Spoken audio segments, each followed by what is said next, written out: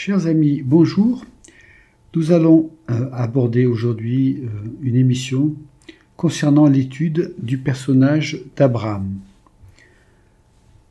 La dernière émission concernait Noé qui engendra 3 fils, Sem, Cham et Japheth.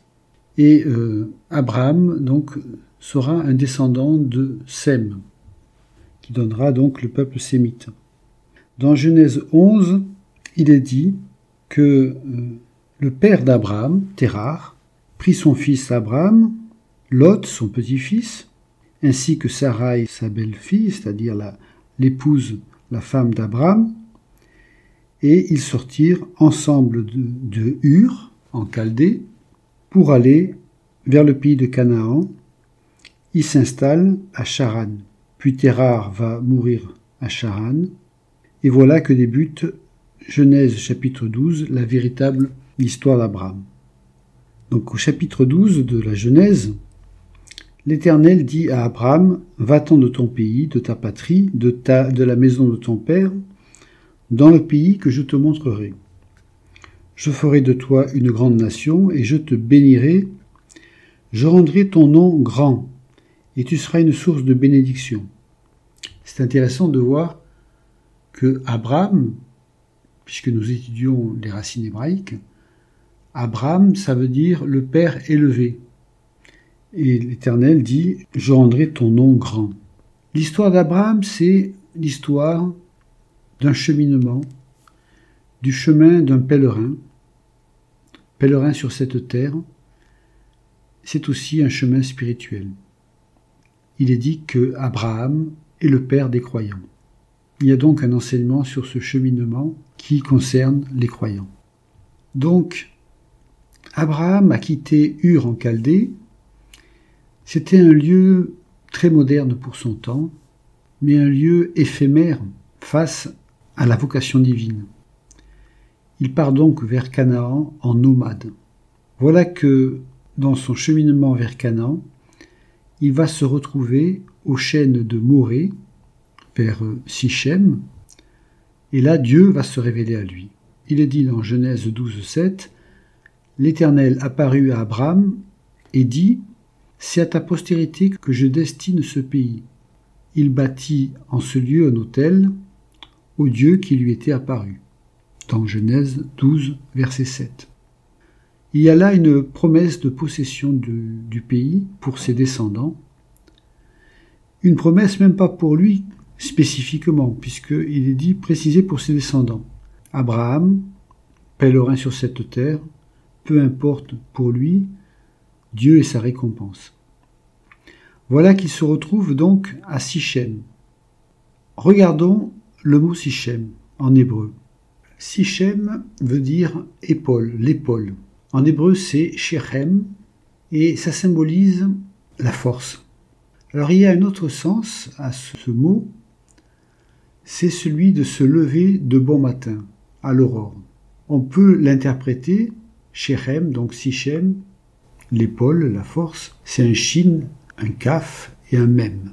On pourrait le lire, la prise en main, avec la lettre kaf qui, dans le pictogramme, est la paume de la main, ça symbolise le fait de prendre par la main.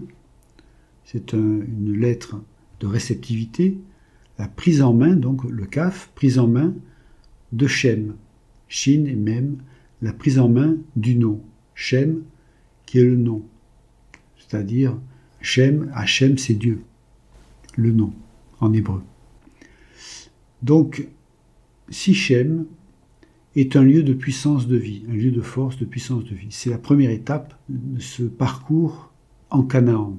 Il se trouve à Sichem, aux chênes de Morée.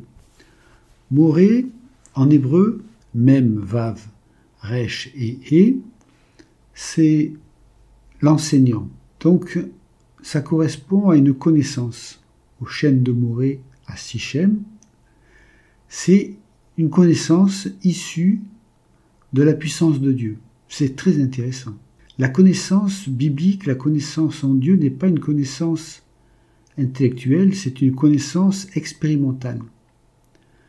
En hébreu, par exemple, le mot pour dire le verbe connaître, en hébreu, c'est yada, un yod, un dalet et un ahin.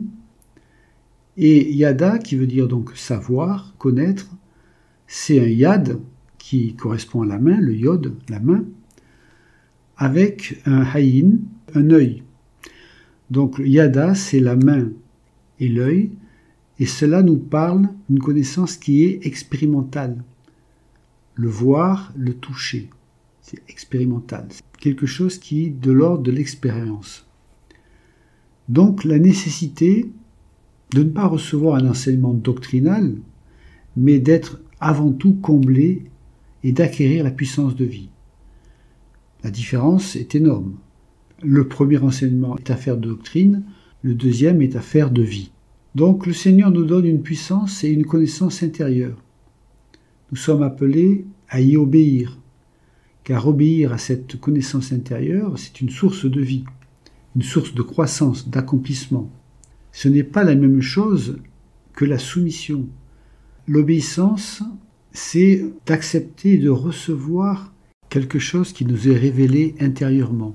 La soumission, c'est une obéissance contrainte qui n'est pas forcément révélée intérieurement et qui est donc source de religiosité, de légalisme, voire même d'aliénation. Il n'y a pas de croissance intérieure. Puis, Abraham se dirige vers Béthel, deuxième étape, et il élève un autel. Il est dit dans Genèse 12, verset 8, que Abraham érigea un autel au Seigneur et il proclama le nom de l'Éternel, le Shem, le nom de l'Éternel. Béthel veut dire la maison de Dieu. Puis il n'est pas suffisant d'avoir la puissance de Sichem, il faut avoir aussi Béthel, la maison de Dieu, c'est-à-dire l'unité avec le corps des croyants. Le corps est aussi une vie, et pas un principe, ni une association cultuelle sans vie. Béthel, la maison de Dieu.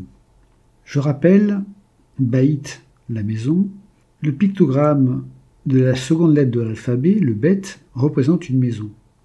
La création est une maison. Si on regarde en profondeur, le mot maison, Baït, c'est un Bet, un Yod et un Tav. On peut le lire d'une certaine manière, alors là c'est très messianique. Bet et Tav, c'est Bat, la jeune fille. Donc la jeune fille qui tient le Yod, c'est-à-dire le germe divin en son sein. C'est le messianisme. C'est-à-dire la création, la vocation de la création, c'est d'engendrer le Messie. La maison de Dieu, c'est aussi l'Église, faite de pierres vivantes. Et je rappelle, la pierre, le mot pierre en hébreu, even, c'est un aleph, un bet et un noun. Il y a dans le mot pierre le aleph et le bet, qui veut dire le père, Av. Il y a la seconde syllabe, le bet et le noun, qui veut dire le fils. Dans le mot pierre, il y a donc le père et le fils. Ça nous parle de filiation. L'Église est construite de pierres vivantes, et ces pierres vivantes, ce sont justement ceux qui sont connectés au Père. Ce sont les fils qui sont en relation avec le Père. Et donc c'est très intéressant. C'est voilà ce qu'on peut retirer de la maison et aussi donc de la Béthel, la maison de Dieu. Je rappelle que le Messie va naître à Bethléem, la maison du pain. Il y a toujours cette notion de maison. C'était donc la deuxième étape. Suite à la sécheresse, il fuit en Égypte. Abraham va accroître sa richesse à cause de Sarai, son épouse. Il est chassé par Pharaon et il va donc quitter l'Égypte et remonter vers Béthel. Je rappelle qu'il va se retrouver suite à la sécheresse en Égypte avec son épouse et Sarai, qui est une belle femme, il va se faire passer pour le frère et non l'époux pour ne pas avoir de problème avec les Égyptiens. Du coup, Pharaon va vouloir prendre Sarai pour épouse et il va avoir des problèmes parce que Dieu va intervenir. il va découvrir le superfuge et donc chasser Abraham et Sarah. Voilà donc que Abraham quitte l'Égypte, chassé par Pharaon, il remonte vers Béthel, et là il y a un épisode entre les bergers d'Abraham et de Lot, Lot qui suivait toujours son oncle, et là il va y avoir une dispute entre les bergers d'Abraham et les bergers de Lot, dans Genèse 13. Ces bergers se disputent. Lot, le neveu d'Abraham, qui cheminait jusqu'à présent avec Abraham, donc, doit se séparer. Lot et Abraham doivent se séparer. Il y a un sens très intéressant derrière cette histoire, c'est que Lot symbolise le lien de la chair. Le Lot est le neveu. Il symbolise le lien de la chair. Tant que Lot était avec Abraham, il y avait un obstacle pour Abraham à entrer pleinement dans la vocation céleste. Une fois séparé de Lot, Dieu réitère sa promesse sur la possession de la terre et de la descendance. Dans Genèse chapitre 13, versets 14 et 15, il est dit « L'Éternel dit à Abraham, après que Lot se fut séparé de lui. » Voilà le passage intéressant. « Après que Lot se fut séparé de lui, l'Éternel dit à Abraham, « Lève les yeux, et du point où tu es placé, promène tes regards au nord, au midi, à l'orient et à l'occident. Eh bien, tout le pays que tu aperçois, je le donne à toi et à ta perpétuité, à ta postérité. » Voilà, la promesse est réitérée, promesse de possession et promesse de descendance. Lot, qui était le neveu, donc le lien avec la chair, voilait les yeux d'Abraham. C'est pour ça que Dieu dit, au moment où Abraham se sépare de Lot, il dit « Tout ce que tes yeux voient, je te le donne ». Lot s'était constitué en cécité pour Abraham. Et ça, c'est très intéressant parce que si on regarde le mot Lot en hébreu, c'est un lamed, un vav et un tet. Lot, ça veut dire, la racine du mot Lot, c'est le voile. C'est le voile. Le voile, c'est ce qui cache la lumière. C'est ce qui voile le potentiel de lumière. Lot signifie aussi enchantement.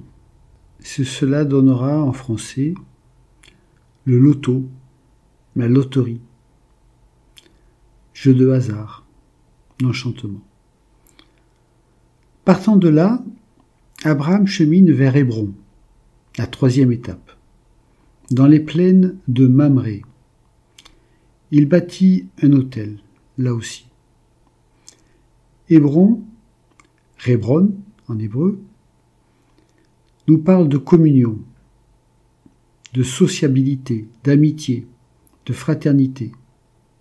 La racine de ce mot parle de fraternité, d'amitié, de sociabilité. Hébron, donc, symbolise la communion fraternelle, la véritable communion. Les plaines de Mamré, Mamré signifie la force, l'abondance, la vigueur. Donc l'aboutissement de la communion est l'abondance et la force. Ça, c'est merveilleux. Voilà. Donc dans ces trois étapes, on retrouve la notion de Sichem et de Morée dans la première étape, c'est-à-dire le lieu de puissance de vie, source de connaissance, mais une connaissance issue de la puissance de Dieu, une connaissance issue de la révélation.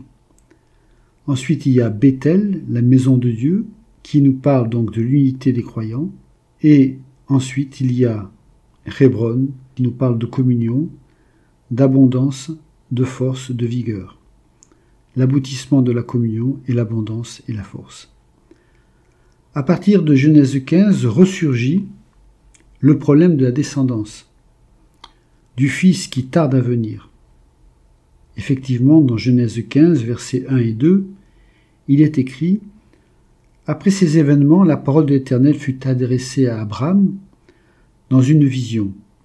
Et il dit « Abraham, ne crains point, je suis ton bouclier et ta récompense sera très grande. » Abraham répondit « Seigneur, Éternel, que me donneras-tu? Je m'en vais sans enfant. et l'héritier de ma maison, c'est Eliezer de Damas. Cependant, malgré la promesse de Dieu et la foi d'Abraham, le Fils ne vient pas. La prochaine émission traitera justement la venue du Fils. Voilà. L'émission est terminée. Que le Seigneur vous bénisse et à une prochaine fois.